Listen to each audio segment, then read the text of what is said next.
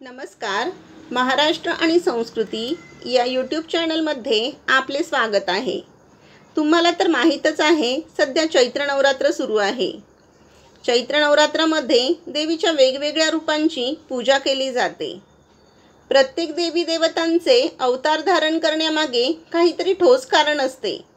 आज आपण आई तुळजाभवानी मातेने पृथ्वी तलावर अवतार का धारण केला यामागची कथा जाणून घेणार आहोत. चैत्र शुद्ध अष्टमी, अखंड महाराष्ट्राची कुलस्वामिनी असणाऱ्या भवानी जगदंबेचा प्रगट दिन. एकेकाळी कृतयुगात दंडकारण्यात यमुनाचल पर्वतावर कर्दम नावाचे ऋषी आपली पत्नी अनुभूतीसोबत राहत होते. अनुभूती गर्भवती असतानाच कर्दम ऋषींचा देहांत झाला. पोटात मूल असल्याने सती न जाता अनुभूती तपस्विनी म्हणून जगत होती. मुलाला जन्म देऊन ती पुन्हा तपात निमग्न झाली. तिचं अलौकिक सौंदर्य पाहून कुकुर नावाचा दैत्य तिला त्रास देऊ लागला. तेव्हा अनुभूतीने कळवळून आदिशक्ती जगदंबेला हाक घातली. भक्तावरचे संकट फेडायला आई जगदंबा त्वरित म्हणजे घाईघाईने धावून आली. त्वरिता म्हणजेच त्वरीचा असं नाव तिला मिळालं. याचाच अपभ्रंश झाला तुळजा. श्री विद्या संप्रदायात अष्टमीची नित्या म्हणजेच त्वरिता म्हणजेच आजच्या तिथीची देवता. आईने अष्टभुजा रूपात असुराशी युद्ध सुरू केले. कुकुरासूर रेड्याच्या रूपात धावून आला. आईने त्याचे मस्तक उडवले. रेड्याच्या शरीरातून दैत्य बाहेर आला. जगदंबेने त्रिशूळाने त्याच्या छातीचा वेध घेतला आणि अनुभूतीला संकटमुक्त केलं. हे एवढं कार्य करून आदिशक्तीची लीला संपली नाही. रेणुका अवतारात तिने परशुरामाला वचन दिले होते की पुढच्या अवतारात तुला पुन्हा भेटेन. एव्हाना कृतयुग संपून त्रेतायुग सुरू झाले होते. भगवान विष्णू रघुकुळात दशरथ पुत्र श्रीराम म्हणून अवतीर्ण झाले. पितृवचनाच्या पालनासाठी प्रभू राम, लक्ष्मण आणि जानकीसह वनवासाला निघाले.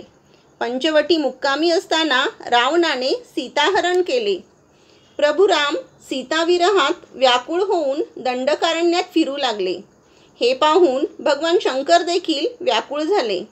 तेव्हा जगदंबेने शंकरांना कारण विचारताच त्यांनी रामरायाची व्याकुळता सांगताच देवीने रामरायाची परीक्षा घ्यायचं ठरवलं. ती सीतेचं रूप घेऊन घाटशिळावर उभी राहिली. तिला उभी पाहून प्रभू श्रीराम धावत आले. सीतारूप पार्वतीला वाटले आपण जिंकलो. तिने आनंदभरात डोळे मिटून घेतले. त्याचवेळी तिला चरणावर उष्ण ओलावा जाणवला. तिने डोळे उघडून पाहताच रामराया चरणावर नतमस्तक झालेला पाहिला. देवीने पाहताच त्याने विचारले, तू का आई इथे? तेव्हा नाव प्रचलित झाले तुकाई. तिच्या रूपाला पाहून भगवान शंकर नतमस्तक झाले. अशी जगाची आई म्हणजे भवाची आई, म्हणून ती भवानी किंवा भव म्हणजे शंकर, त्यांची स्वामिनी अर्थात भवानी. संपूर्ण महाराष्ट्राची कुलदैवता म्हणून प्रसिद्ध असणारी आई भवानी सर्व भक्तांच्या मनोकामना पूर्ण करत असते. आपल्यावर अतोनात प्रेम करणाऱ्या भक्तांच्या संकटात ती सदैव धावून येत असते. अशी ही जगन्माता अष्टभुजा जगतजननी आई त्वरीच्या भवानी अर्थात भक्तांसाठी वेडी एडाई अशी तुळजापूरवासिनी अशा आदिशक्तीला प्रगट दिनानिमित्त अभिवादन. चैत्र शुद्ध अष्टमीला आई भवानीची उत्पत्ती झाली. असा हा आई तुळजाभवानीचा प्रगट दिन महाराष्ट्रभर खूप थाटामाटात साजरा केला जातो. अशाच प्रकारची नवनवीन माहिती जाणून घेण्यासाठी आपल्या महाराष्ट्र आणि संस्कृती या चॅनलला लाईक करा, शेअर करा आणि अवश्य सबस्क्राईब करा.